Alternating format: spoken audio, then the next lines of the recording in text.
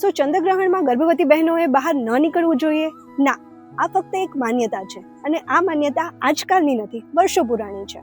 પહેલાના જમાનામાં જ્યારે ચંદ્ર અચાનકથી લાલ કે અંધકારમય બની જતો અને સંજોગો વસાત એ જ સમયગાળામાં ગર્ભપાત કે પછી જન્મજાત ખામી જેવી કોઈ ઘટના બનતી, ત્યારે એ બંને ઘટનાને સંલગ્ન કરી અને એક માન્યતા, ગેરમાન્યતા જન્મવામાં આવી અને ત્યારથી જ ગર્ભવતી બહેનોને બહાર ગ્રહણ વખતે બહાર નીકળવા પર રોક લગાવવામાં આવ્યો કે પછી ચાકુવાળી વસ્તુ, ધારદાર વસ્તુઓ કાપવા પર રોક લગાવવામાં આવ્યો.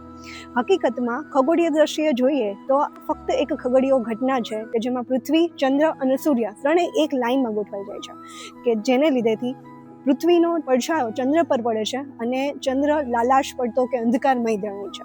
હકીકતમાં ચંદ્રના કિરણોથી કોઈ પણ પ્રકારનું નુકસાન થતું નથી કે ગર્ભવતી બહેનોને કે એના બાળકને એનાથી ડરવાની કોઈ જરૂર નથી. હું ડૉક્ટર હેમાંક્ષી કોટડિયા તિલાડા મારી બધી જ ગર્ભવતી માતાઓને રિક્વેસ્ટ કરું છું કે આવી ગેરમાન્યતાઓથી બચો.